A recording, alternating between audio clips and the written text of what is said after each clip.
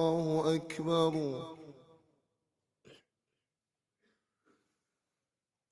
أشهد أن لا إله إلا الله.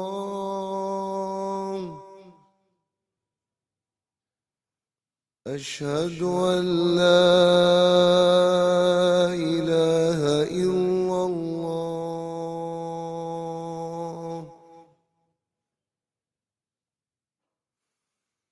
أشهد أن محمدا رسول الله.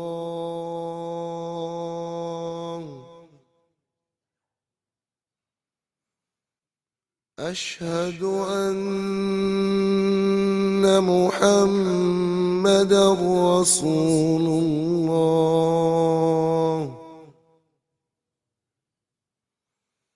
حي على الصلاة.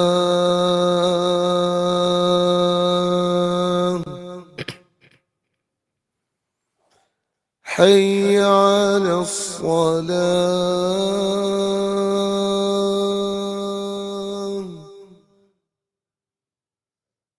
حي على الفلاح.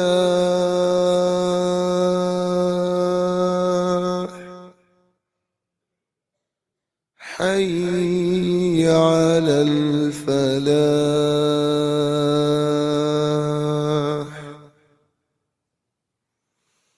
الله أكبر.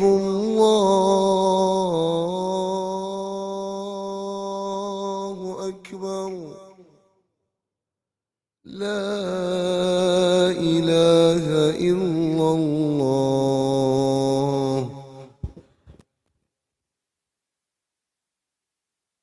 لا إله إلا الله. السلام عليكم ورحمة الله وبركاته. اللهم صل وسلم على سيدنا محمد وعلى آل محمد كما صليت على إبراهيم وعلى آل إبراهيم في العالمين إنك حميد مجيد. الحمد لله ولي النعم، الحمد لله حافظ الهمم، الحمد لله حمدا كثيرا الذي رزقنا رزقا كثيرا، والحمد لله أننا مسلمين ونحن نحتفل في العيد الآن، وأعرف أن قلوبنا تقطر بالدماء لما نراه في غزة وأماكن أخرى في بلادنا العربية والإسلامية. أما بعد, when Brother Raed first asked me if I could come to the Masjid, the Islamic Center of Irving, alhamdulillah, I was very excited to be with all of you here today. I'm a typical American dad. I live in Virginia, and I was Palestinian before October 7th. I'm still a Palestinian after October 7th. And when the Masjid called me, and I was like, of course, I have a tremendous respect for this community, for the leaders, for this amazing building, but also for the people who make it possible. There is nothing easy in life, and this center is a testament to the community coming together and for good leadership that's inclusive and respectful. So, mashallah, jazakumullah khair for your good deeds and for also helping us come together, but also for the kids and the schools and the programs you run to make sure the next generation of Arab and Muslim Americans and Pakistani Americans continue to be proud of their Islam. I come today with a heavy heart. Alhamdulillah, as Muslims, we are being tested in our iman day in and day out. And I'm somebody who has family in Gaza right now, and I'm sure a lot of you have friends who have family in Gaza, but also families in the West Bank and Al-Quds and Lebanon. And we watch this and we think, what can we do? Before I go more about my family story and why I come in front of you, 2 action items, very quick. First, please make sure to vote. Do not shy away. Engage with the community, advocate. This is a country that gives us those rights, and I hope everybody practices those. Before I forget, this is really an important action item. I know our choices are either cancer or cancer, But at the end of the day, we have to really show up for our community. And I'll tell you why this is important.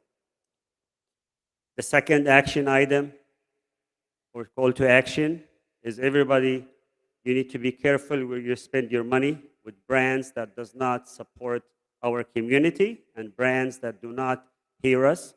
I promise you will be healthier, happier, and maybe have extra money in your pocket because those companies are not supporting us or hearing our voices. I'm not, look at your values, the way we practice Islam. If this company that makes a hamburger that you do not, that company does not support our people in Gaza, please make sure they hear from you. That's a simple action you can do. I'm sure you've been asked to give money left or right.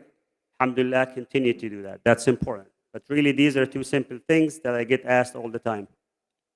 So I appreciate your solidarity there. So today I'm trying to tell you some stories about my family in Gaza and their trials. As we talk about our religion and we grow up with learning about Sabar, learning about appreciation of what we have, but also as a sense of community. Thanksgiving last year, of course, the situation in Gaza, the crisis is happening. I got together with some friends. Alhamdulillah, I go home around 3 a.m. in the morning. Somebody calls me from Greece. I have a nephew in Greece, and he says, Wallahi, before he says a word, I heard the news before he opens his mouth because my heart was racing. And he said, Yislam Rasak Ammi, condolences, your brother Majid was killed with all his family. 6 family members. A home that they co-own with him, 4 stories building, was destroyed an hour and a half before the first truce. Subhanallah, my brother Majid was the kind of Muslim I aspire to be. Give you a few examples. He was, when they were bombed, they were doing Fajr prayer, 5:15 a.m. And alhamdulillah, my mom finds peace in that. And a lot of us, he's a 41-year-old. He would have been 42 in August, but for no reason, we were robbed from Masjid. And what makes it a lot more painful is that my mom was grieving for him. She's a grieving mother. And when I called her and I got a line, she was crying and protecting the body from the stray dogs because she does not want the stray dogs to desecrate his body. I'm telling you about people I know, I grew up with. I'm not telling you some news story. This is our reality. I spent the summer with my brother Majid, alhamdulillah, and I got to witness his many Palestinian, amazing Palestinians who were killed and murdered in Gaza. Majid is the sort of guy, subhanallah, I aspire to be. I'm nowhere near where he is. He fasts Monday and Thursday. Subhanallah, I think I respect people who do that. He also, the hardest thing in our culture, as you know, is that he does not do backbiting. لا يستغيب الناس. Whenever somebody talks about somebody, he just removes himself from the conversation. It's really hard. If he walks in the street and he finds like $10 or $5 or something like that, he would donate it in behalf of the person who lost it. And that's just a typical story of a Palestinian who was living and wanting to survive in Gaza, and a lot more. We thought this is going to be the worst thing that happened to us. Took a week for us to dig the bodies. My sister-in-law, Safa, may God rest her soul, Allah yarhamha, she was buried twice. First day, they dug with their hands the first half, and the next day, they had to open the grave and bury her. This is sort of like a Muslim, we think, and we get tested. Where we feel helpless, we feel small, we feel unseen. And I know I stand in front of you here, and I'm somebody who continue to try to engage with this government and have high-level meetings and all that. So I'm here to tell you, we need everybody to organize and really engage in this, because at the end of the day, as a community, we have to come together. Prior to the killing with my brother Majid. My nephew Hani, he was named after me. He was walking about in the Sheikh Ridwan neighborhood in North Gaza. See, my family is one of those 300,000 Palestinians who decided not to flee to the south. There is nothing wrong with the folks who went to the south. Safety is important. My sister managed to go to the south. My mom refused because of the Nakba trauma. She grew up in that culture where my grandfather, Haj Yassin, Allah yarhamu, he left the old country and we're from a town called Asqalan. Actually, there is a hadith from Sayyidina Muhammad about people الذين يرابطوا في عسقلان وغزة. So he left Asqalan in 1948 and left a chicken in the oven, thinking he's going to come back the next day to enjoy it. We buried him 2 years ago, and he has not tasted that chicken ever. So that's the story, that's the trauma my family refused to relive again. And unfortunately, they paid a dear price for it. I stand in front of you, and no less than 140 members of my extended family and my relatives have been killed. These are like not numbers. These are people we grew up with. I want to make this a little bit more real to you. Remember the ceasefire, the UN resolution that they voted, and I really was hopeful. I got like, hey, maybe we'll catch a break. Wallahi, 10 minutes after that resolution was passed, 10 family members of ours, they were sheltering in Khan Yunis. 4 women, 4 kids, and 2 elderly people. One of them was reading the Quran before the iftar. And these are your sisters, these are your brothers, the Muslims of the world. And now we watch, and those who find this too hard to handle, I'll give you some examples of what the people who are living this doing about it. So Hani got shot in the head. And this is the sad reality. He got shot about a week before Thanksgiving. And somebody took him out by a sniper in the head. Remember, you shoot people in the head, you're not trying to tease them or anything. So they take him to the Al-Ahli hospital. You heard about it. That's the Baptist hospital that was bombed the first round of violence and everybody lost their mind. Now 43 hospitals been bombed and nobody cares. So the hospital could not see him. They just left him in the parking lot to die. They can't. They're overwhelmed. My brother Muhammad finds out about this news somehow. He goes and really risks his own life from going from Beit Lahia to the Gaza city to the hospital. Looks in the parking lot for his son. He's dead. He goes and then he finds him. No doctor sees him. He takes him where? And this is important. He took him to the Indonesian hospital, built by Indonesians who support their brothers and sisters in Palestine. And there's actual Indonesians who are at the hospital in regular time. And the Indonesian hospital was attacked so many times, but that's the closest to our neighborhood. If there is any physicians in the room, the doctors operated on his brain with a flashlight from a phone and with a drill powered by a battery. And there is no electricity. Imagine how complicated this surgery. Alhamdulillah, Allah chose for him to be alive. And they rescued his life. The bullet did not go into his brain, it just stuck in the skull. And he is alive, but also being tested. What does that mean? In December, after a few weeks after his injury, the Israeli soldiers go to the north of Gaza and they arrest anybody who's older than the age of 16, including my brother Muhammad, and my brother Mahmoud. If you remember the first viral video of the Palestinians being paraded like animal circus by the Israelis, that's one of them is my brother Mahmoud. And he made the news. He was humiliated. Subhanallah. When they took him and they took his boy, Omar, a 14-year-old boy, they took him with them. And then when they figured he does not have an ID, they released him. I talked to Mahmoud and he said, Hani, wallahi, I was so happy they released my brother because I thought, my son, because the bloodline is safe. He thought he's not coming back from this. So they had them be in the cold, abuse in English, in Hebrew, in Arabic, all that stuff. No water, pictures, just parading them and insulting them. But Hani, who was just injured and his life was saved by the brave Palestinian doctors, the Israeli soldiers see him and start calling him names because he's injured. They say, "Ah, you must be a fighter." He's a little boy.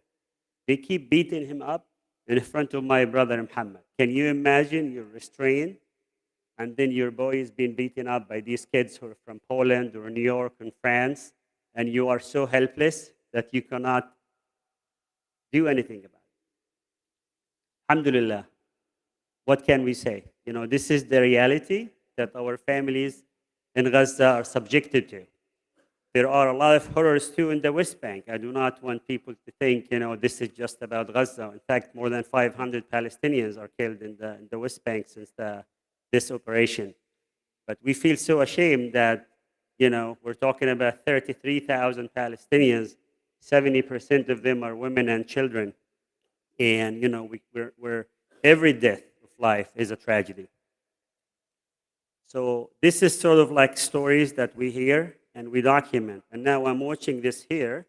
I happen to work for an NGO called UNRWA USA, the UNRWA USA. And on top of worrying for my family, I've been trusted into like, hey, let's go try to bring food to people. We did, alhamdulillah, we succeeded. A lot of American generosity was unlocked. And they kept us busy for a while until the agency we support started being attacked. You imagine your family being attacked and killed and murdered and imprisoned. And then here, some vile people have the audacity to go sue you and call you names. It got so bad that I got afraid. Whenever I get a message or a phone call, I know it's going to be something nasty or somebody aggressive. And there is our personal safety here get on the line. So not only that we have to worry about the family in Gaza, but also have to worry about our own family. And every time I do a radio interview, I do a TV interview, when they allow our voices to be heard, I do want to make it sound like we're always telling our story, but we always, alhamdulillah, work hard to be the voice of the voiceless. And so many of you are doing that, just that. And remember, always center their voices. The Palestinian voices, that is. I was so proud of our community when folks invited them to a party for Gaza or iftar at those government buildings. They refused. Every single Muslim Americans turned them down because they said, unless you bring the voices from Gaza in the room, we will not go. So I want you to know this is the good news about our community. You know, one of the most generous communities I've worked with for Gaza, and the first call I usually get, of course, from my Palestinian siblings here, also my Pakistani brothers. They're always, mashallah, jazahumullah khair, they're always ready, not only just to give and give generously, but also they speak, they advocate. Whenever we have an issue, they mobilize to support us. And this is sort of like part of the aqidah. It's not like, hey, this is my good charity. No, they really, those communities take it seriously, and many more amazing. I just really want to just give some love to those folks that I happen to have great experiences with. And we keep working. So my mom lost Masjid, Safa, the daughter-in-law. She's lost Riman, 17 years old, a college kid, and Siwar, an amazing basketball player, 14 years old. She lost Omar, who was a goalkeeper. He's, mashallah, the only goalkeeper who is, also good at offensive. And he's not here anymore. His body from the blast flew like 20 meters away from the body. He's the only body that was recovered, not in the rubble.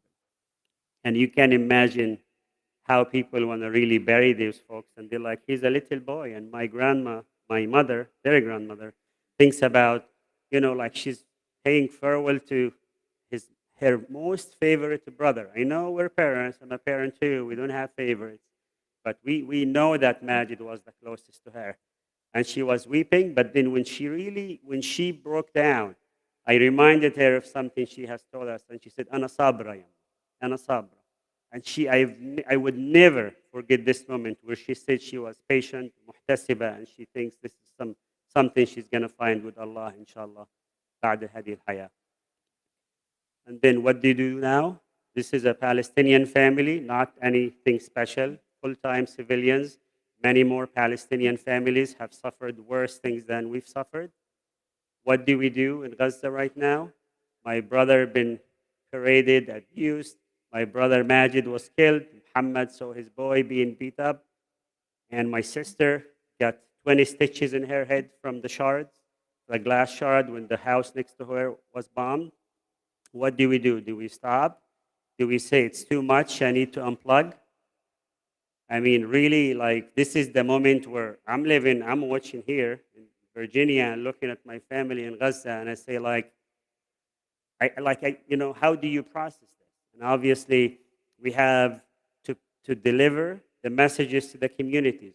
Less than 10 hours after my brother Majid, may his soul rest in peace, was killed, I was going to Jersey to give a speech, not because I don't miss my brother, but we all have a voice to be heard. Alhamdulillah, we managed to go support that community in Jersey.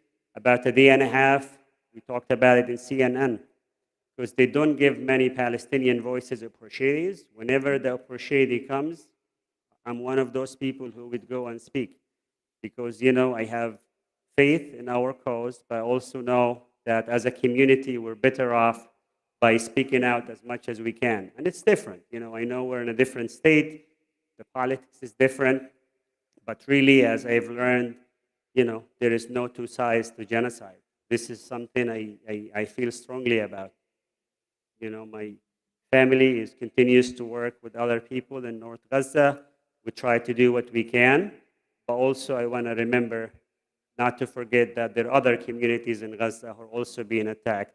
The Christian community in Gaza has seen a lot of losses. In fact, the army have destroyed 500 something mosques in Gaza, and they damaged the 3 only churches in Gaza, and more than that. And those are historic. Everybody from Palestine who knows Gaza, we know how proud we are of the Masjid al-Umari. Al-Masjid al-Umari is a very historic masjid in Gaza. Now it's ruins. It's one of those marvels in Gaza where everybody talks about. So our history is being erased. Our identity is being erased too. So where do we go from here? Our families are being dictated, attacked, murdered, and worse. The stories that they tell about us here make it sound like we're killing ourselves. And that's the demoralizing part. And I appreciate that we come in this space and we talk about it, because at the end of the day, this is a khutbah, and we want to leave in a better place and be inspired. Sometimes I have really bad days when I look at the news and say, wow, this has gone for too long. Anybody remembers what day are we in from October 7th? Today is 189 non-stop. Non-stop, and they're talking about Rafah, Nusayrat, and many places. So what did we do to distract our family from the pain in Gaza?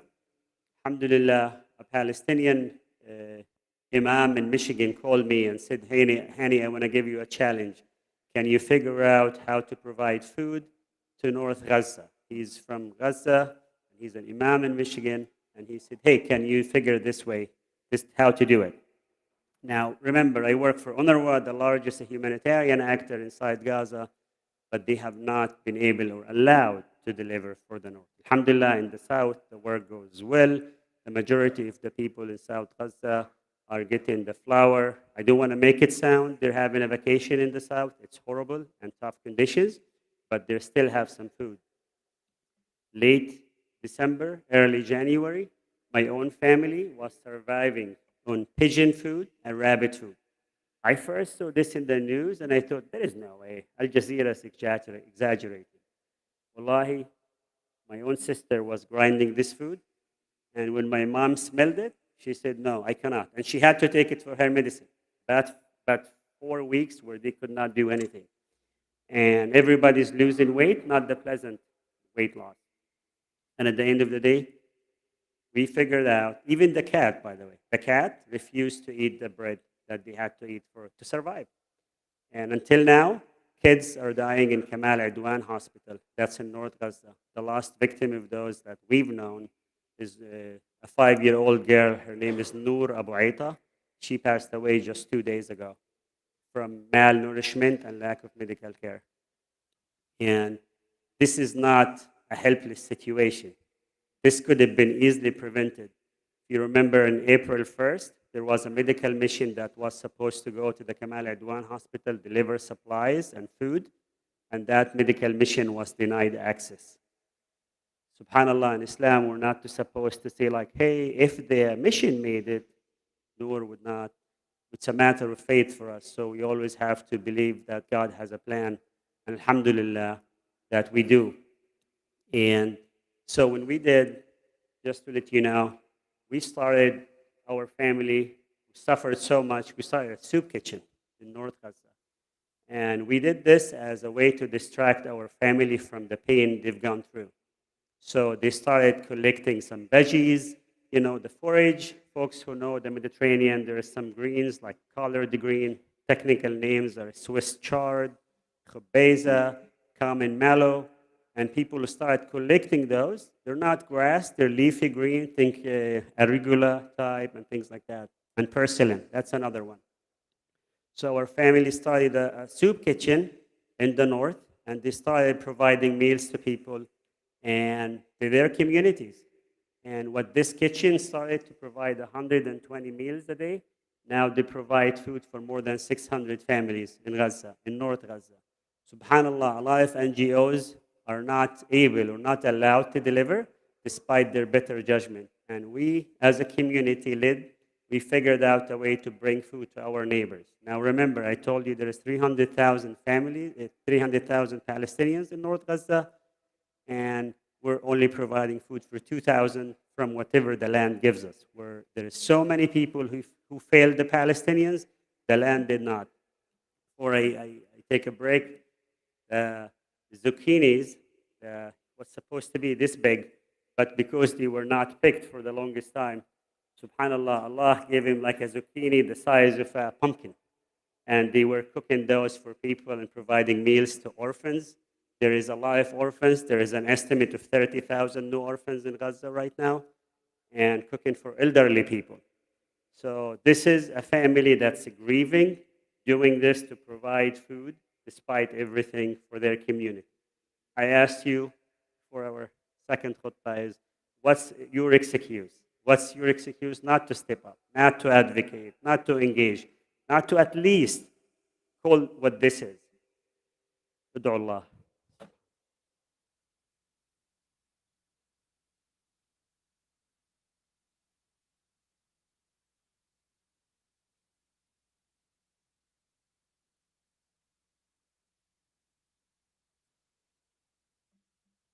Alhamdulillah Rabbil Alameen. So remember what I told you, these action items you can do. Alhamdulillah, you're privileged to have a nice community here. Continue to speak out. I know that, where to go and donate your zakat. Alhamdulillah, we just had a decent Eid. Our hearts are heavy. But just remember what matters. We're always going to find a way to support each other. Today we're talking about Gaza. A few weeks ago or prior, we were talking about Yemen. Every day there is going to be a cause like that. I want you to remember that when it comes to Gaza, you've seen it. Nobody comes through.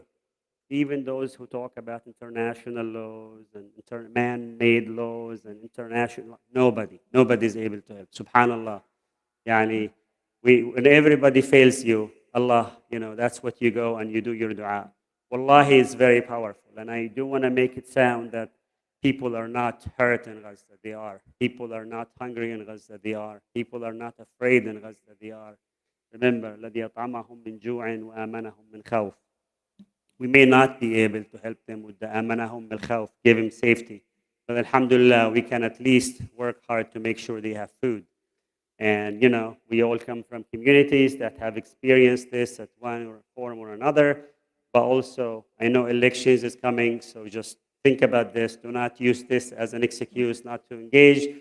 I know it's hard. I tell you, we don't have many good options, but inshallah, soon enough we will know our power if we organize and not divide and avoid fitna. أقول قولي هذا واستغفر الله العظيم وأدعو الله بالإجابة. اللهم صل وسلم على سيدنا محمد. اللهم آمن أهلنا من الخوف. اللهم أطعمهم من الجوع. اللهم احمي المسلمين أينما كانوا. الله ثبت أقدامهم. اللهم اربط على قلوبهم. اللهم وحد صفوفنا. اللهم انصرنا.